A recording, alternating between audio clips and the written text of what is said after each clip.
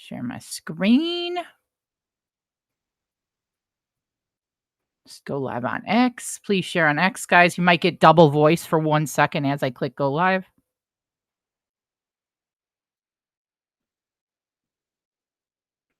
Create broadcast.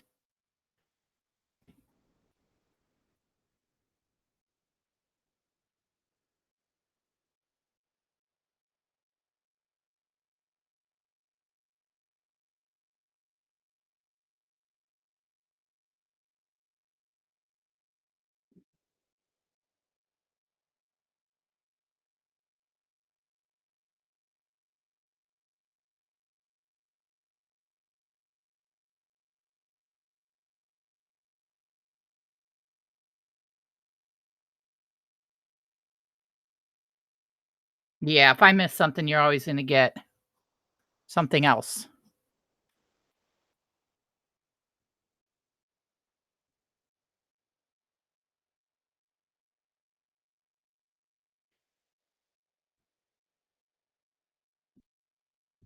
Almost here.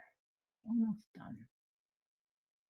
You can't believe how many things you have to re-log into when you get logged out of your entire computer. It's insane.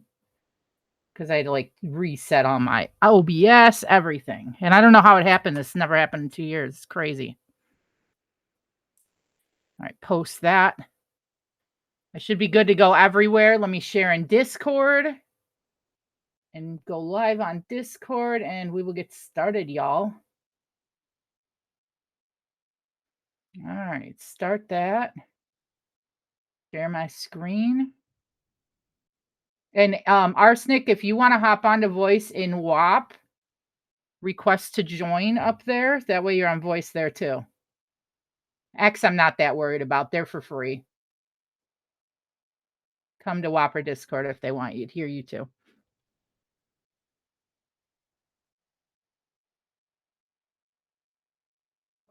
All right, everything should be good to go. You guys got my screen shared. I just want to confirm we're good everywhere. Let me make sure my X is good. Let me pin it. And we will get started, y'all. I'm glad I hopped on a few minutes early because that was damn frustrating. I thought someone hacked my X, honestly. It seemed like that's what happened. And they mass logged me out. Okay, what's up, everybody? Welcome, welcome, welcome. I'm going to do a little broad market overview first before we hop into some charts. One thing I talk about a lot in the market as a whole is it's kind of pointless to do charts before you know the move pre-market, but we kind of know the move. We have futures, this and that, because we had futures yesterday into today. We know we're gapping up unless we give it all back between now and in the morning. So we're going to chart with the knowledge of assumption of approximate values. We believe we're up on a lot of things in the market open yesterday. I tell a lot of people, because I am a morning person as well, I usually do most of my charting pre-market. That's just the reality of it. Because I want the most up-to-date information about the market as a whole, about what I'm charting, and about how I am attacking the day. Arsenic, if you're listening, you feel free to hop into WAP as well. Jump on over to WAP and request to join. I will add you as voice in there too. This is laid back. This isn't some intense Amy 2-hour. Yes, I can. Awesome. That's the WAP live. I should see him request somewhere down here in a second and we'll get started. But kind of what I was talking about is I'm a stickler for, I don't like charting before I know how the move's going to be overnight, because it can negate everything you already had charted, honestly. So it can be a little bit frustrating, and that's why for me, I'm a morning charter. I love pre-market charting, but I figured we'd pop in, talk about some stuff. Some people have been struggling, not just in Discord, market as a whole. I've seen a lot of struggle. I've seen a lot of anticipation trading over confirmation trading, myself included. I lost 2 or 3 trades. We're going to go over those trades. We're going to talk about them, and we're going to talk about why why I was playing an anticipatory trade over a confirmation trade and how that hurt me. But first things first, let me check. So we gapped up what about, let me pull up, hold on. I'm going to pull up overnight futures on a different monitor here because I do want to see the approximate move we've already had. Let me pull up my trading view over here because I do want to chart on yeah, we could chart on trading view. We're not real-time trading. I guess we'll stay on trading view.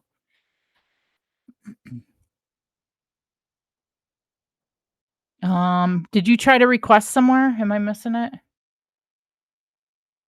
It's cool if you didn't. If there's not volume on there, it's okay. Okay. It says 6 viewers. I'm on the quick honeycomb option guide. Let me switch to, that's where I went live at. The quick honeycombs option guide one.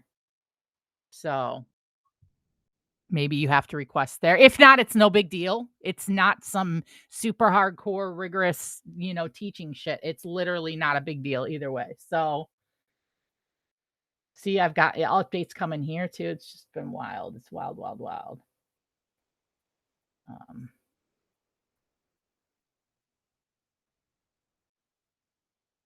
All right, here we go. So here's our gap. Overall, we're still we're melting up. So as of right now, we're up about 1.4%. So we use that as our approximate level on what we're charting, which would mean probably about 4% on Tesla, things like that. We'll try to find approximations, and it's going to be more swing trading than day trading simply because we're stuck doing approximations on a lot of this. And sorry, that's just the reality of it. But we are going to identify some major levels and go from there. So on Tesla, as you can see, we've had this broadening wedge pattern right here. And then I've got this chop zone. And this is still applicable right now, what we're looking at on Tesla. And here's a couple of things overall on the broad market too, as well. I don't believe that the pain is done. But I also absolutely do not believe we need to jump into anticipatory puts because of that. And if you guys could all share on X, that'd be awesome as well. So, obviously we just got hot here. Trump, the ruses are comedic in my opinion. China has, our bond market is upside down because China is manipulating our bond market. Purposely buying and selling in ways that are screwing up our bond market. Last week, we got punched back by China. The 90-day China pause is no longer some positive catalyst at all. All right. So that happens last week. We have a rough after hours Thursday. We don't really get it all back Friday, to be honest. We do have lower highs Friday. We are in this downtrend pattern overall with lower highs all week, pretty much.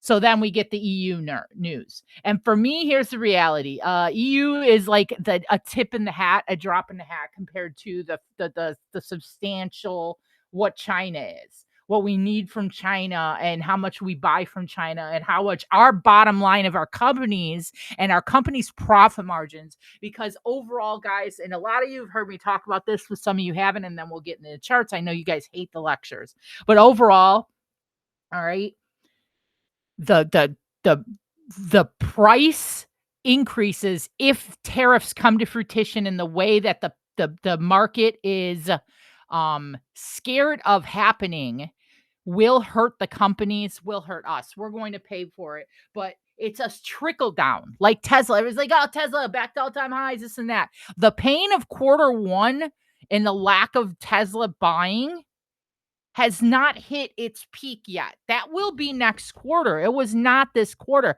But Tesla, they're very smart, you see, because they put out this statistic. The company knows what it's doing. There's a reason their valuation is insane compared to what they actually make. And they're a top 10 company, market cap, this and that. What they talked about with Optimus. how they expected X and X units to be on the market being used by 2030. That's what they did with Tesla. And anyone who can know math and knows the approximate price per said, holy shit, that's going to add about 7 point, I think it was like 7 billion, something like that, in bottom line money in cash flow in by 2030, which is double what it is now. So people like that. Okay, great. That is good for Tesla. We don't have to be as worried about the car sales because it's Tesla called car company. No, Tesla's not a car company. We know that. Tesla's about self-drive,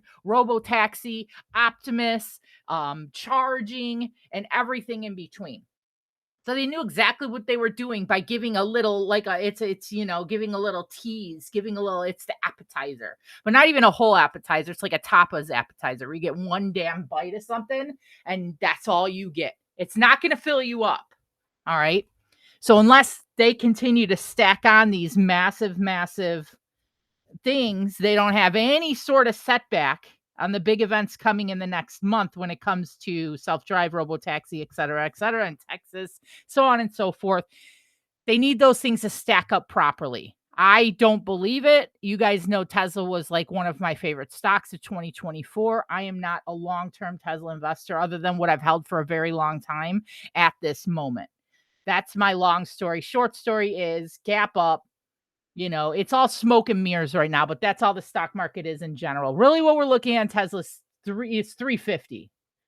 We closed after hours at about 340. So I think we're definitely going to open around the 350 area. We're going to play with an expected opening around 350. That's where we're going to be at.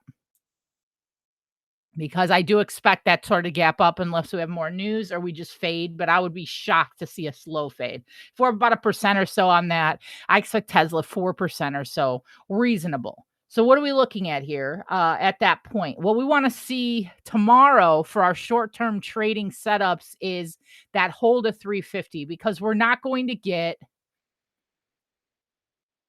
Hold on, let me put this at 350.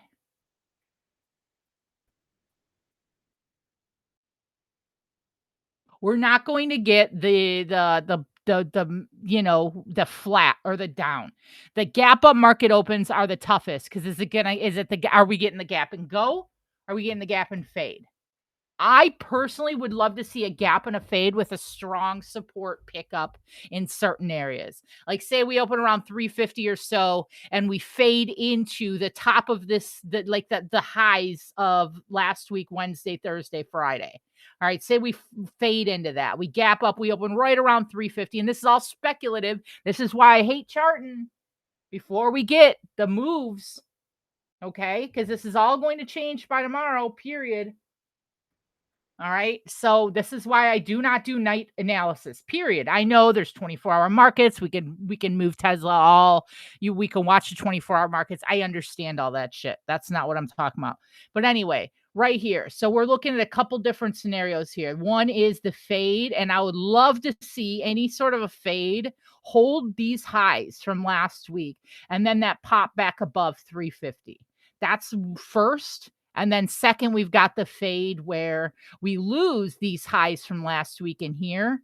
And then we come back up, we retest, and we're rejected. All right. So there's a few different scenarios, and it is a this or that, but being prepared for both, I think, is really, really important. So what's our major level? Let's identify our major levels we want to have for tomorrow. All right. For tomorrow on Tesla, I care about this following levels. We care about 350, obviously. Why is there we go. So 350 we care about, obviously. And then we care about this high where we kept hitting our head last week, which was right about 347. So we care about 347. And then on the downside, we care about Friday's high. I don't give a shit about pre-market levels other than the day of. 340, 330.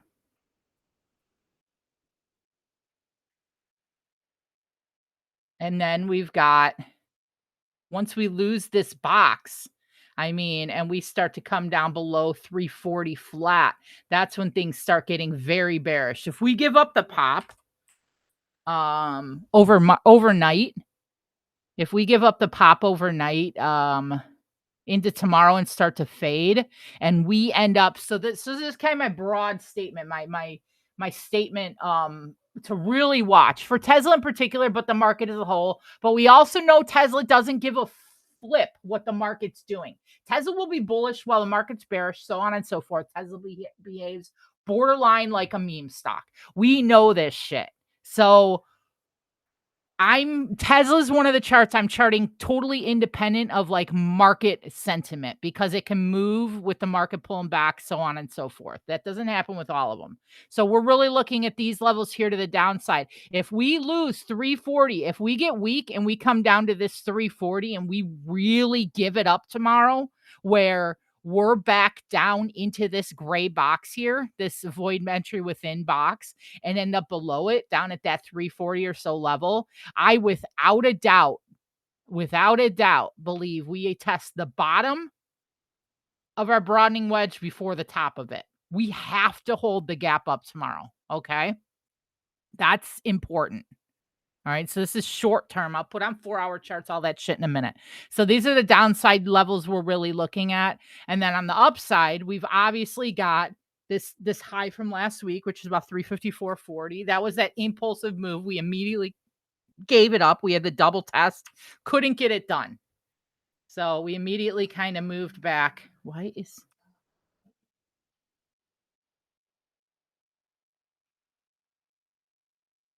There we go. So on the upside, we've got our yes. Who was just talking? Someone was just talking. And feel free to interrupt, Arsenic. Okay.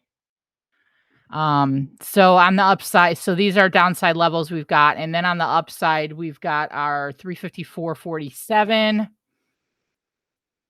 Let's pop a couple levels on the upside here. So first one's me, the 354.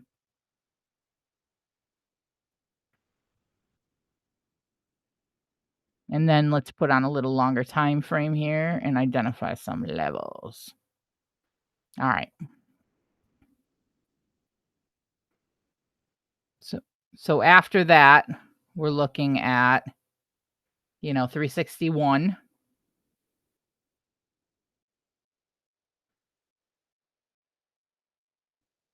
Which I think is pretty important. That was a pivot point. That was a downtrend into uptrend, pivot point rejection around that 361 to 362 area. So that's pretty substantial. And we've got 377.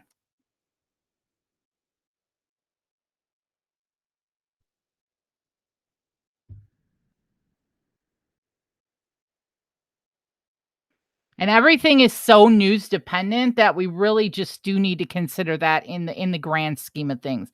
We are incredibly news dependent right now, guys, which is unfortunate, but reality. So these are uptrend, downtrend levels I am looking at on Tesla, but we do also have, what's interesting about Tesla is we did have this broadening wedge, but now it's starting to turn a little bit into a diamond pattern as well. So those alternate kind of trend lines we would watch is this side and this side, and just being aware of these as well. But what I want to see as far as how I actually want to take the trades is I would love to see that pull back into that 347, that last week range before we sold off. We're hitting our head, and then the hold of 350. So I want to see the pullback and then the hold of 350, or I want to see the rip in the hold of 350. If it's a rip and go, the break of 354, that's only 1% up, so it's by no means chasing the trade.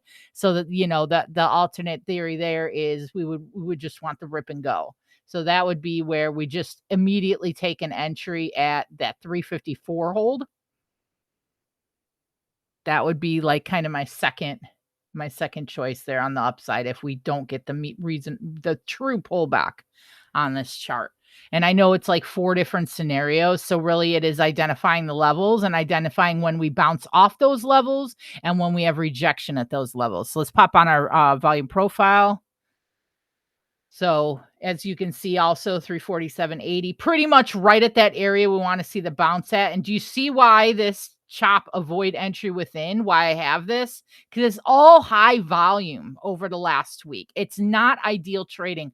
I'm not interested in taking puts at the loss of 347 down through the 343. It could take all day to move through that range. You're going to get ripped up, especially on a Tuesday, 4 days till expiration. I'm not interested in trading inside this box. If that is where we're sitting an hour into tomorrow, move on to a different chart, guys. Like, fuck it. Why stare at it? Really, when we're in this chop range, we want this downtrend volume here. We want the meat of the trade. We want this part lowering volume, or we want this part lowering volume. We don't want that high volume shelf, because it's a nasty little high volume shelf from last week, and we're going to have a lot of orders stacked in that area. So let's put on the daily, and let's look a little longer shit here. Because on the daily, oh, didn't mean to move that. Keep that there. We can see the whole area is pretty much a volume shelf. All right. So I don't want to make a new chart. I'm just going to remove some of this to chart it, and then I'll add it back.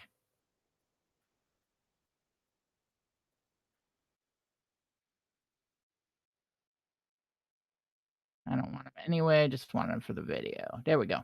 All right. So on the daily, same thing. I thought I deleted that. Okay. There we go. So on we're really within that same problem, quote unquote, of on a volume shelf here. Between 340 and 347 isn't the greatest. We want to get out of this so-called wedge area, but at the least we want to lose 340 or we want to gain 350. Because we already saw in short time, we could say, oh, as long as we hold like 345, we are in lowering volume. But we've also seen hit our head 4 times at the 347 to 348 area. We're really struggling with 350. So on the longer time frames, we don't really want to fuck with Tesla at all in a swing type setup until we are back above that 350 on the upside. And then on the downside, we really want to be below that 340, ideally. I mean, 330 is even better, but definitely, at least 340 and play the lowering volume down through the bear side. Does anyone have any Tesla questions specifically? And then as far as like a swing type setup, I'm really looking for 350 or 340. Getting out of that area is what I'm looking for overall on Tesla.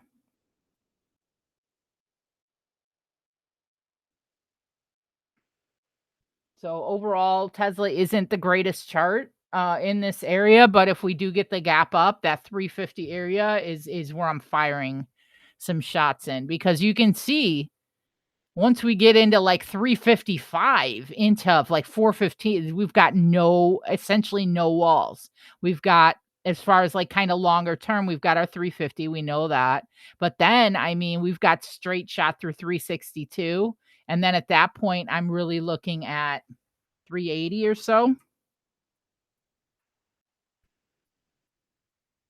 And then as far as like order blocks of note for me that I'm really looking at, and then fair value gaps, we've got, I like to look at the weekly for my order blocks, my fair value gaps. So we've got, as far as what I'm actually interested in here, I mean, obviously you can see this gap here on the 3-bar play. So this gap here, our runway, this was fun. This is a fun area to play. That's why we keep the road on there, because this is the highway. So anyway, we're looking at, we've got a bullish order block all the way up here.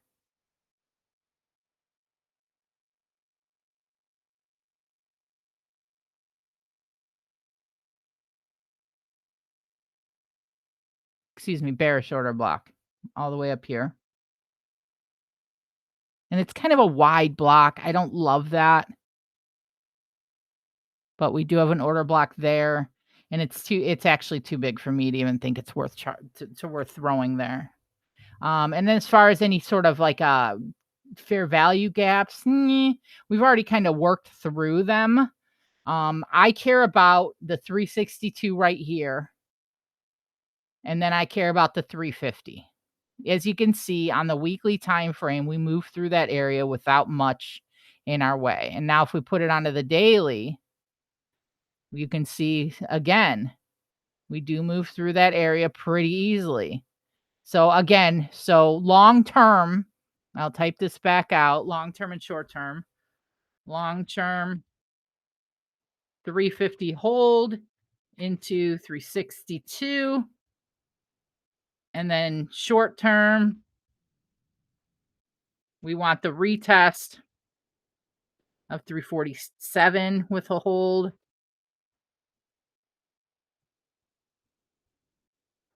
Or loss of 340. And then 340 to 347 is the do not touch zone. No touch. All right, that's Tesla. Let's move on. Let's pull up some NVIDIA. Anyone have any questions about Tesla in specifics? Do you usually see a fair value gap appear when the volume in shelf is slimmer? Yes, 100%. Most of your substantial fair value gaps are going to be on low volume. For example, right here. All right, so we've got clearly got a fair value gap on the daily here. I'll keep it on the daily. So we've got a fair value cap right here. And that's kind of a very low volume area as well. We've got one right here. We had one, we had. We had one right here, very low volume. We had one right here. So we had another one pretty much right here.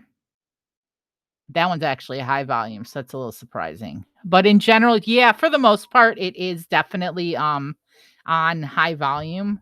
You're going to see the bigger fair value gaps, because to get that much of a liquidation move, to get that quick of a move, like our highway right here. Look at I mean, this is an insane fair value gap. Look what we've got right here. We've got from this wick all the way up through here. Technically, we want 3 light colored candles, but I'm going to consider this a damn gap because that's ridiculous. But in general, the quicker you move through an area, i.e. in here, it's going to create larger gaps in here. I mean, look at this fair value gap. You've got from here all the way down to here. That's insane. And it's still somewhat low volume. And we did move through these areas relatively quickly for the most part, except in here where Trump threw the whole market on its head. And it was massive moves. It looks like chop. But remember, guys, we have a 1 week candle at 23% on Tesla. That's a $200 billion candle. Like put that into a number. So we can't call this like a chop. This was just the market insane on its head. So that's really what we're looking at on Tesla. Put charts in the comments, please. And nothing like that no one trades, please. Like let's be cognizant of everybody's time and pick some good charts. So let's pop up NVIDIA. All right. So we're going to assume 3% on NVIDIA. Let's assume we're going to assume most of these charts are flirting with weekly highs, with last week's high, which for NVIDIA was around 137. That's 4 to 5%. That's a reasonable area. So let's assume this is where we open NVIDIA up. All right. Between like 136 and 138. About 4 to 5%. I think that's reasonable. So NVIDIA is pretty damn easy to see exactly what we want to do with it. I'm going to get rid of these trend lines. They're not really, I don't really give a shit about them anymore. I do care about this to the downside. I will say that This has been a pretty strong trend, so I will keep that on. We do have the bull flag. Uh, we did have the 200 break, Rocket Lab. Okay. Um, so that's really what we're looking for. And as you can see, and I'm going to reiterate this about um Nvidia, it's kind of shit trading coming down the pipe. We are in insanely high volume chop. I mean, look at this, guys. It's not sexy. Really until 140. Like, look at this volume shelf we've got sitting right above our heads, right around 140. Just insane chop. We've tried to break through it a few times, wasn't able to. Hefty, hefty rejections. If we look at this,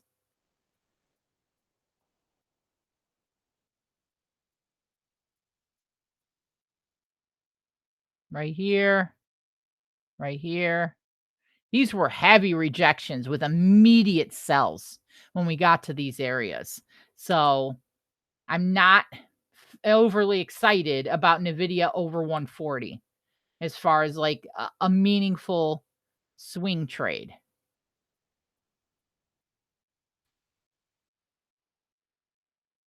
But once we get over the volume shelf of 140, so I don't want Nvidia to the upside below 140 at all.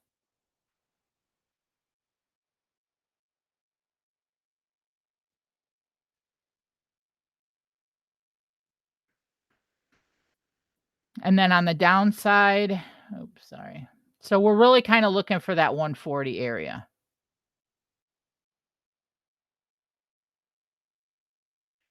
The hell? Why is it showing green? It's not green.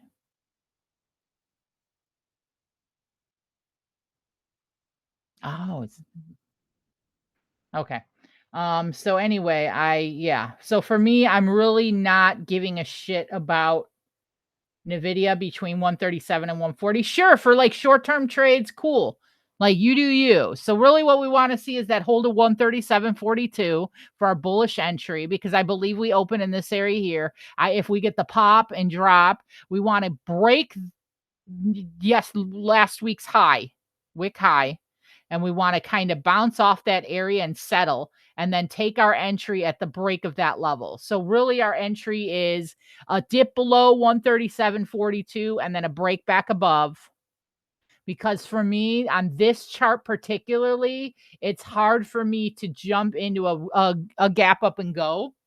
I'm not too excited about a gap up and go scenario on a chart where if we go back to our daily, we've got a massive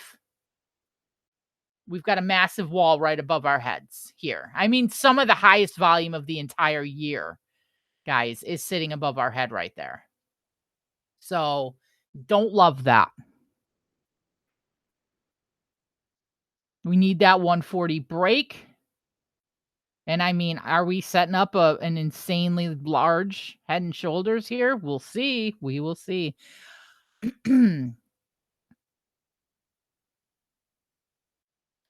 So that's really what I'm kind of looking for. And then, shorter term or I mean the pullbacks on the alternate side. Let's pop on an hourly. I do expect us to open up around that area there. I don't need this. So really that's what I'm looking for. Or that loss of range with confirmation. So the loss of 135 with a little confirmation would be our downside expectation here. For downside. And then on the downside, the loss of this trend line, long-term trend right here,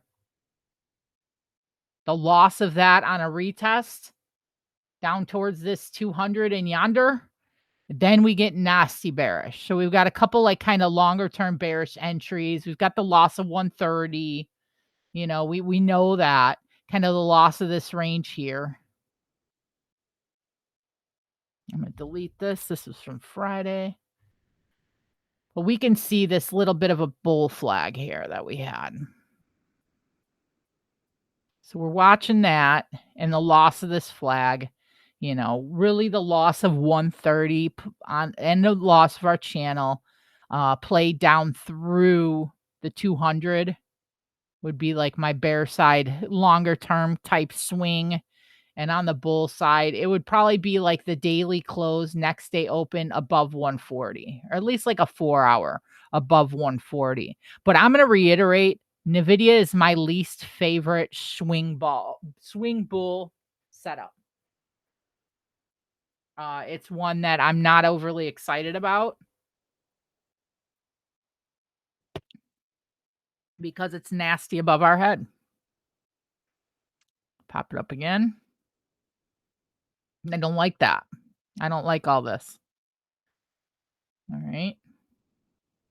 All right, let's pop up some AAPL, which was the dog last week. And then we'll pull up our SPY and see where we're at from there.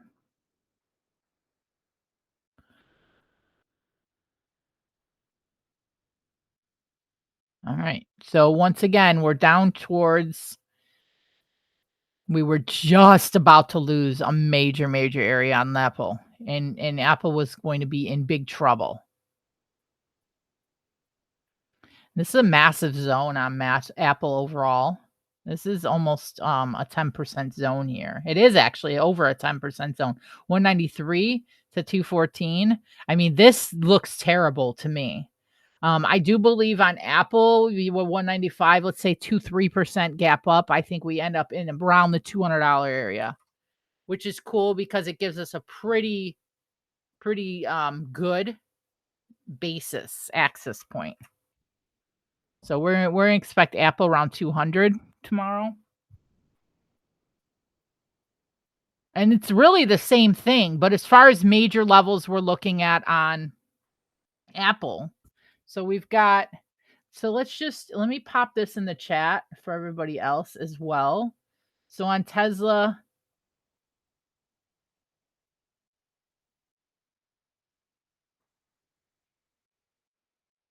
I'm going to pop this in the chat. So this is our Tesla levels.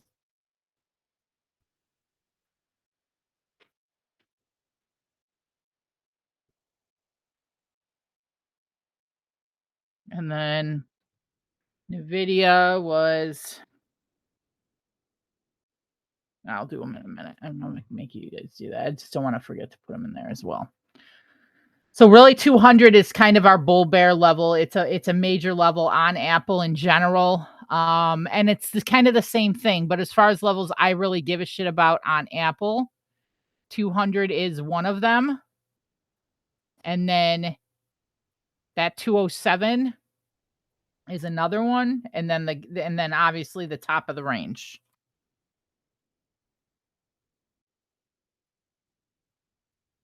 Oh, that is not what I meant to do. Here we go.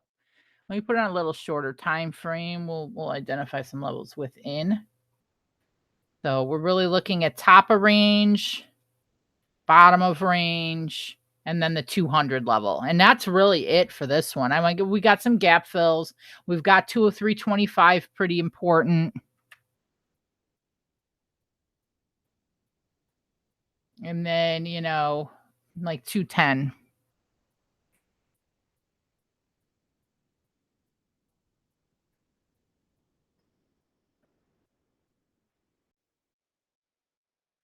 We'll put the RSI on. Just want to peek a couple things while we're doing this. But overall, I mean, this does look like it was about to tip into a very bearish setup here. And the only moving averages I give a shit about at all is the 200 on the daily. I don't care about all the rest of them. I don't care about the short-term ones. I simply do not care. Whatever you want to trade with, that's fine. If that's fine with me, you do you, boo. And in general,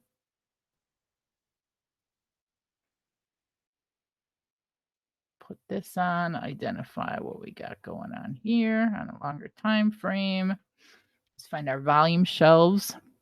So as you can see, 200 is also pretty much our secondary point point of control for, I'm sorry, I take that back.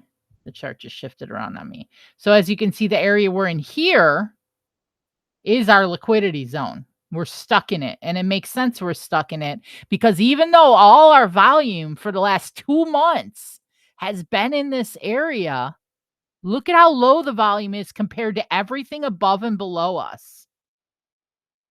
All right. So that tells us a couple things. Obviously, we know we've got our shelves here. We're struggling with 215 and we are holding 190. But we can also we make the point of playing off this zone. The hard bounces, so the break and the hold, but on a shorter time frame, you can see that's what I was looking at right here. 200 is a volume shelf. Okay. And then the secondary volume shelf is up here at our 213. So that break and that hold at 200 up through the 210, up through the top of range is a good trade. And it also shows that the rejection, that harsh rejection at 200 down through is a decent shorter term trade. I'm really looking at the loss of 200 for my true bearish swing. But in general, that 200 is a 60-day, 90-day, pretty much point of control or secondary point of control. So the two levels that we give a shit about on Apple, pretty much, we've got 2 60-day point of control levels on Apple.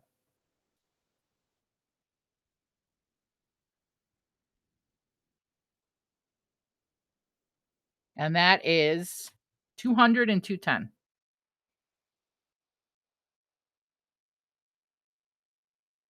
And then the second part of that is, so we care about those levels too. And the second part of that is we are playing within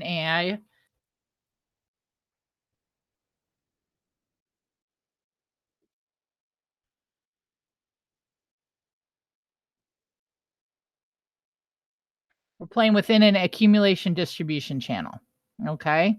And then we've got 2 point of control levels. So I'm going to make this a little bit clearer for you guys and say thin lines. Let's make it a 4. And then, so how you play these levels is the following. It's pretty much the top of it is pretty much the point of control, which is my deep red line here. But I'm also going to add a little blue here. And I'm going to switch the color of my point of control because red kind of signifies bearish, and that's not necessarily true. So let me make my point of control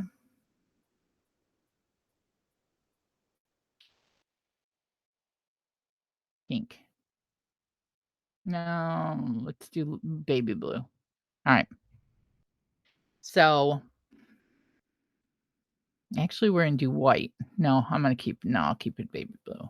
So we've got this channel and playing off the bounces in the 193 to 195 area. And then what you can do when you play these type of zones is the following. Identify kind of the chop within the zone and play within that chop. So if the top here is that, 213 or so, and then we could see around, 208 or so, we really seem to move when we lose that area. Play those. Don't just play off the assumption bounce, play off the confirmation parts. All right. So we know the 200 is one of them. So we would play the 200 up through on the shorter term, playing that, the 200 break. Don't take it automatically off the bounce. Wait for the 200, play it up through the 208 or even higher into the top of this range here, playing that as our, within the range. And then don't take just the rejection, assuming it's me rejection, wait for the confirmation. So you play the downside at the loss of approximately a 2A through the 200 and all the way back down. That's how you want to play these channels. Don't just take it right at the top and the bottom of the channel, because most of you guys have ants in your pants and you take too short of expiration dates. And you want to cut way too quick. You want to take like 12% profits. And the first time you get any sort of a smooth moving average, SMA, MAG, Anytime you get any sort of a little bit of chop, you abandon your trades. So wait for the extra confirmation. Wait till it's out of this chop area here, this chop area here, this chop area down here, and this chop area down here. Play the cleanest part of the chart. And on this Apple accumulation distribution chart, it's going to be between 209 and 200. And on top of that, you've got really great stop losses built in to make it a fantastic risk to reward play. So if we're playing the 200 break up here, which is a little deeper, we've got all the way down to 193. So we're playing the 200 break, and then this is our target one right here. And then if we have a daily open and close back below 200, we cut the trade. Look at that. For these short-term trades, we're getting a 1 to 2, 1 to 3 easy risk reward there, probably 1 to 4. And then on the top side, it's even better. If we're playing that loss of 210, 211 down through 200, and then we could actually hold this one through the top of the channel. This is like a 5 to 1 risk reward. And that's insanely good risk to rewards there. Instead of this constant looking at charts on these 5-minute time frames, these 15-minute time frames, and being so hyper focused on pre-market high and pre-market low, back it up a little bit. Because this is the big thing about those pre-market levels. Yes, they're a good guide, but they're low volume levels, guys. There's no volume happening pre-market. Why today do I care what Friday's pre-market level was? I don't. The volume isn't significant enough for me to care about that. And that's just me.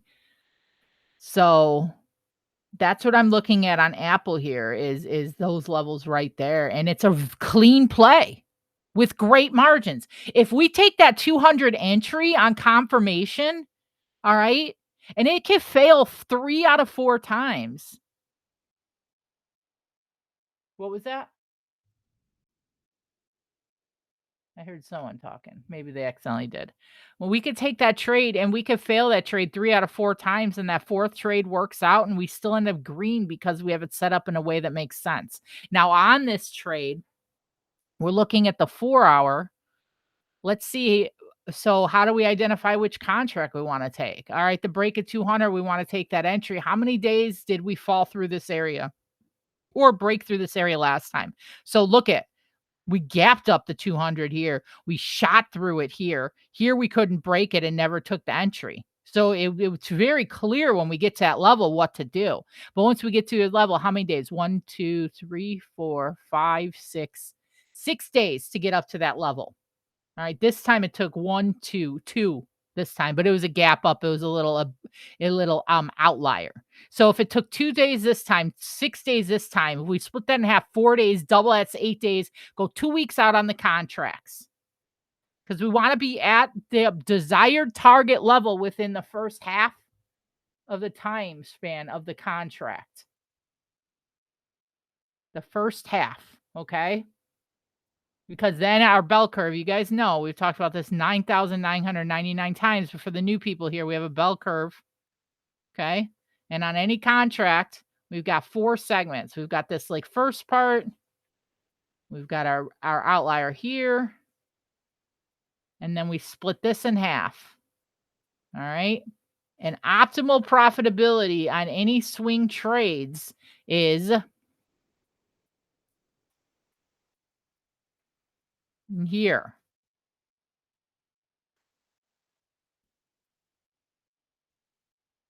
That is our key contract range. When we start to get in here, this is like caution. And in here, if you're taking your contracts, all right, this is a good like key for people to go back and cross test. If you're taking your contracts and your last 10 swing trades, okay, you've had 10 swing trades and it doesn't matter expiration. Half of them could have been 2 weeks till expiration. Another half could have been 6 months till expiration. But you have all these swing trades, and on 10 swing trades, 6 out of 10, you're out of the trade in the first 20% of the range of the contracts. Meaning, if it's 2 weeks out, you are totally out of that trade within 2 days max, okay? If 6 out of 10 times you're here, and then say 3 out of 10 times you're over here praying to dear Lord down, so 3 of 10 you're here.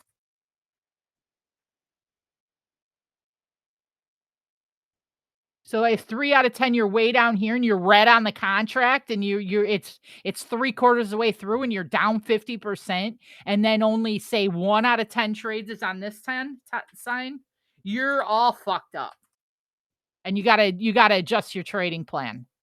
You want this here, you want this here, and you want this here. Does that make sense? A lot of new people listening. I want to see at least one person comment in the chat that makes sense. Or I'm going to keep talking about it and torturing you guys with my math of the market. Thank you. All right. So that's important. So if we go back to, and this is because of Greeks. If you don't understand any of that, Skills Lab 1, DMKT, buy Skills Lab 1.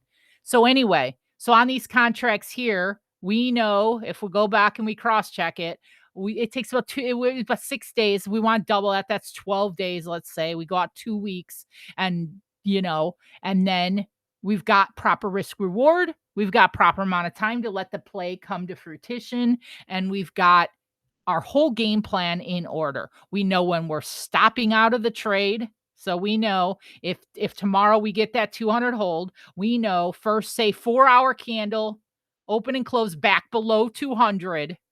We can feel pretty confident we need to kind of maybe stop out of that trade. Okay. So we've got our stop loss set up here. Okay.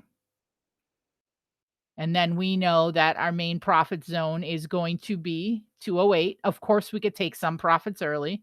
So we know this is our main profit zone right here.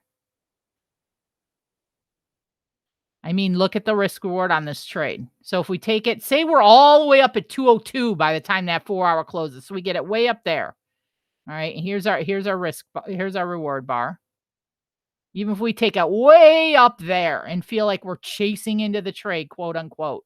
And even if we hold it way down to like 195 because we're assholes and we got self-will going on. Even that right there is a 1-to-1 risk reward. And what that means is we could take this trade, lose it there, win it the next time, and still break even. And that's worst case scenario. You totally screwed the pooch, jumped in way too late, or held it way too deep red. And when you get it cleaner and you're actually abiding by your rules and you're taking that stop pretty clean at that daily open and close below there, all right, and you took the trade entry, say at 201.60, it didn't just rip out. You're at like a 3-to-1 risk reward. That means this particular trade right here, we can lose 3 times and win 1 and still be break even with a 33% win rate. If you are not swing trading like that, even day trading, if you are not identifying your risk reward zones before the trade, you are flying by the seat of your pants. You don't have to do it with little boxes like me. You don't have to draw out a box. If you're new and you don't understand it, you should. E-Trades does his certain thing. He immediately cuts, he scalps. But I bet you if E-Trades goes off and he charts all his charts, I'll bet you his reward boxes are about this big. And I bet his risk boxes are about this big. And that's why E-Trades has made millions of dollars over the last few months, few years, because I'll bet you that's his risk reward boxes right there. If you lost 2 out of 3, because I had a horrible week, I lost 2 out of 3 swings, 2 out of 4 technically.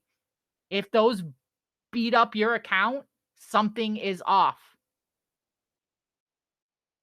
One trade should never beat your account, quote unquote. All right. So anyway, I got a request for Boeing.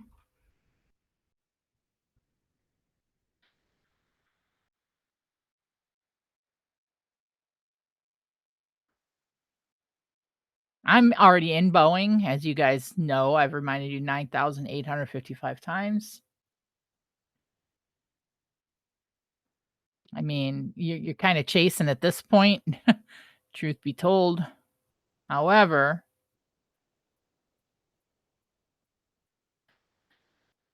the gap up and we're looking at 215 immediately, my eyes are drawn to the 215 volume shelf right here, and the break in the hold of that 215 into maybe, like, 217. We don't have to wait for all these wicks to clear, but the bulk of this, you know, once we get over 220, what are we at now? 202? So 10% from now if we gap up 4. I mean, I would not take I would not take any sort of a substantial swing into this area. That 209 to 215 is gonna be tough. It's high volume. It's where we've hit our head multiple times. But, oh my goodness, that break at 215 and 250 to 275 comes incredibly quickly, lowering volume all the way up.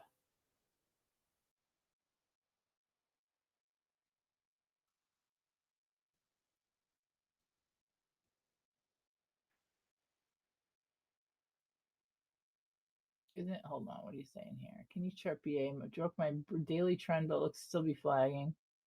Is it flagging on a fair value gap on the daily? Let me look.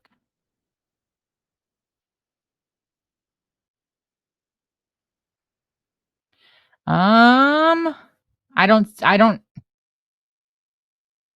So I've got fair value gap. If we technically use the rules of I mean, I've got fair value gaps on the daily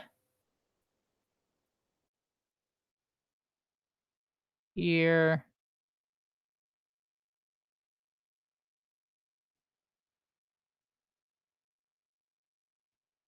I don't have any fair value gaps here.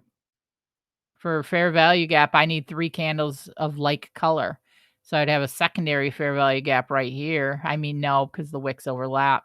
And maybe here in a way, sure, but it closed above it, which is pretty substantial. I'm not sure what gap you're referring to. Let me see. Is that the gap you're referring to? Yep. Yeah. I mean, this is a support right there. So anytime we've got like this, where it looks like this, where it's like these massive fair value gaps that kind of defeat the purpose for me, flip it to the weekly. What's the true fair value gap here? I'll tell you what. There's the true fair value gap right there.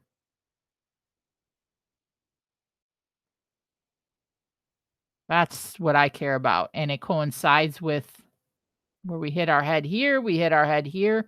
Do you see if we slide this over? How incredibly important this area is? Look how it plays off the past. Resistance, wick, heavy resistance, down, resistance. Shot through it, retested it, and held it. That's your trigger point. Does that make sense? I don't like a lot of fair value gaps. I really, if I'm swing trading, I only give a shit about fair value gaps on the weekly or bigger, honestly.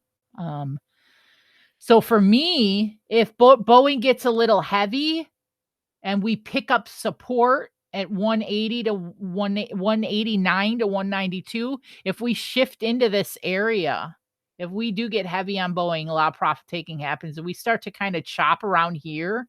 And at worst case scenario, we do hold 181 slash this level here, and then pop back above our 192 or so. I like an entry there. I don't necessarily love an entry coming into this. It's gonna be pretty. You can see it right here on that weekly. It's pretty nasty area. I love that we're already in it. But my gosh, when we hit over, say, 215, I'm gonna give it 215 flat. I don't care about the wicks. I want 215. When we break 215 flat, that is that's big. That's the Tesla highway. All right. So like the break in the hold at 215 here for me, because of the lowering volume, even though there's some chop here, that to me is this area on Tesla that we shoot through. So I really want that 215 to hold. And then at that point, I'm going out at least 90 days plus on contracts because it feels inevitable for 245 and then 265. And the risk reward on that is insane because what we do, let's divert back.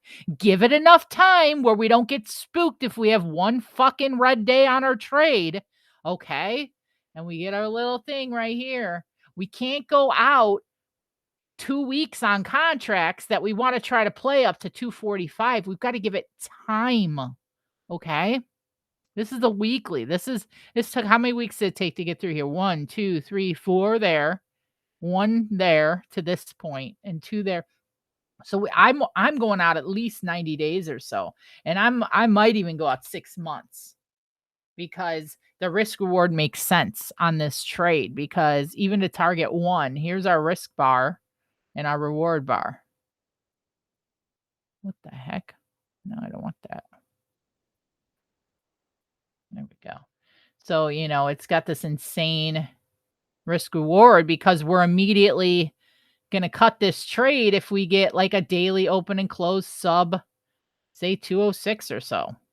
So it's got and that's just target 1 and then target 2 is way up here. That's what we want on the trade. Yeah, it's got a tough area above its head there, honestly. The hold of 200 is a key level, so I don't hate it. I'm talking purely volume here. Purely volume. Because I mean, we do have bullish setup overall. I'm strictly talking about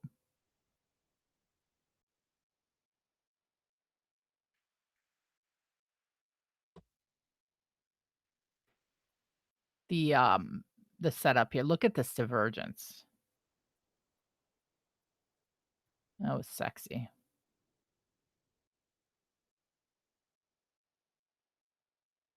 That was clean. And that's right where we grabbed it. We grabbed this at 160, below 160. All right. What else we got here for requests? Rocket Lab. Okay. Probably going to wrap it in a few minutes here. I just want to do a quick pop-up with you guys.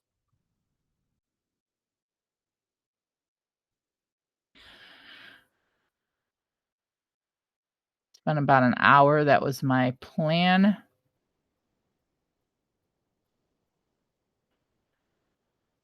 I mean, it's not ideal entry. However, let's look at this weekly. I'm going to delete everything on this chart. We're starting over. All right.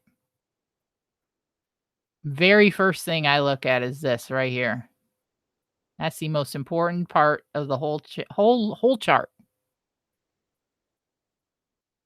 So if we talk about what we chart on a 1-minute time frame, yet we're on a weekly, what happened? We had the impulsive break, we slipped back below, and we broke back above. First person in the chat, what if this is a 1-minute candle, this is an hourly candle, if this is anything even weekly, what happens next? When we break all-time high, or we break the high a day, it could even be, pop above it, slip below it, and then we pop above it again, and we get the close of this candle here. What do we think happens next year? New highs, price discovery. Yes, price discovery. What price discovery means is this. We are going to discover what she wants to do next. That is price discovery. Price discovery is we have no pure information, so we are riding it, baby. So this, to me, is setting up for new highs. The way we popped, and this is a weekly, the way we popped previous highs, and this is where we bought it. Did you guys notice how heavy I started talking about Rocket Lab? I think I've had 3 alerts the last 3 weeks. See that? One little weekly chart. I didn't even have to draw a single line. I could say, "Oh, time to buy. Time to buy." Like, I didn't have to draw a single thing on this chart, and I'm like, "Yes, please." And sometimes it's that simple, and sometimes it takes a little while for the trade to work out, and you gotta give yourself enough time on the contracts, hence going out to 2026 on one of my trades on this. So let's put shorter time frames on. Let's find some ideal entries for everybody. So Rocket Lab very easily could open up 8, 6, 7, 8% up tomorrow. We know that. What do we got here? Let's Oh no, I got rid of all my indicators. Didn't mean to do that. Can I undo that? There we go. All right. So let's put on the daily. Let's put on the 4-hour.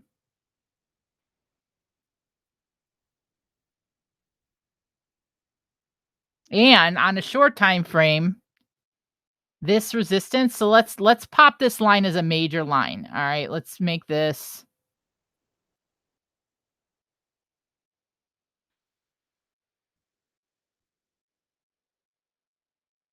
let's make this a fat daddy. And let me look at that weekly again. I just want to cross compare it. I don't know. Okay, it's higher. It's above it. Never mind. Just wanted to look if that was that area. Okay. So, Rocket Lab's going to gap up. We know that. We're looking at 24.57 to 27. That's about 10%. So we are looking at the highs from last week.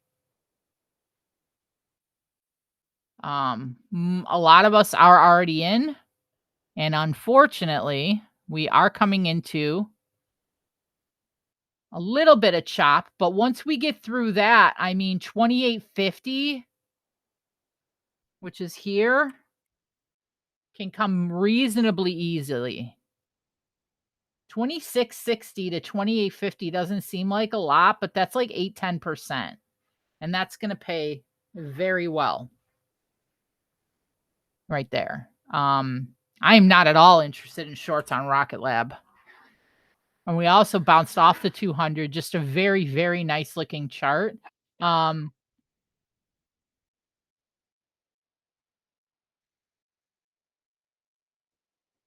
we closed at 28.42. Last week's high was 26.77. That's about a point. So 5%. I think we open up within this area here. So if you're looking for entries on Rocket Lab, yeesh. If we open up above 27, we're gonna want to wait for 28.50. We're gonna want to wait for that wall. All right. So like right here and above, this is kind of our do or die point. If we open up above that line, for me, I want to wait till we're above 28.60 if I'm not already in Rocket Lab. I'm already in it, so I'm not really concerned about this.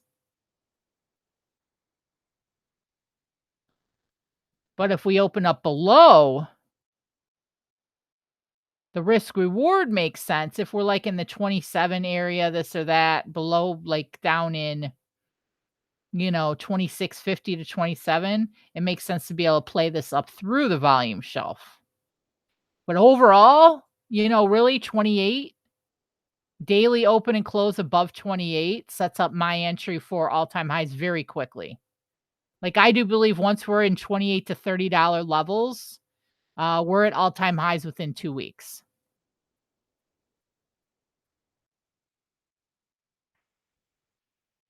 Hope that helps.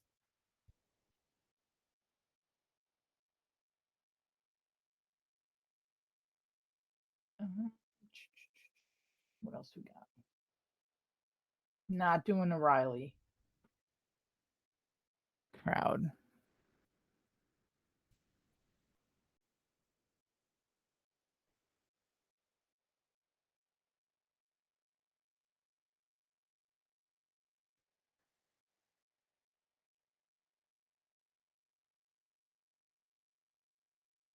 You're super interested in nothing besides Coke, is that what you said?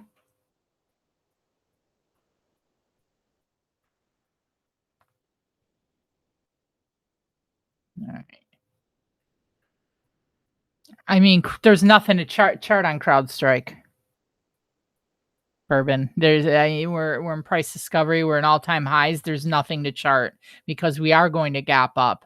It for me, it's do not touch until because we had our high, we came down. Now we're pushing it again. We're pushing this high. I need confirmation hold of this all-time high. This is not something I'd trade at all in any way, shape, or form. Until we prove we can hold this high, I'm not interested here, especially on a bullish break that we're gonna have. Not really anything to chart unless we lose the double bottom low and we start to dip below 440. Then I might be interested, but there's not too much to really talk about. We're at all time highs. A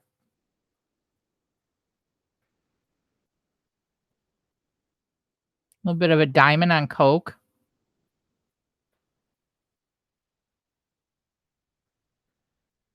What are you looking at on Coke? I want to hear you, Arsenic. What are you looking at in Coke? You know what? Share your screen. I'm gonna unshare mine because I've already kind of broke down. I'm gonna end this on the socials and we'll just hang out in here now. Thank you guys, everybody on WAP for checking out this stream. I love y'all. Come check us out on Discord. Would you mind after Apple looking Boeing? I got Boeing. Awesome. I have to Jet Amy, appreciate you. Okay.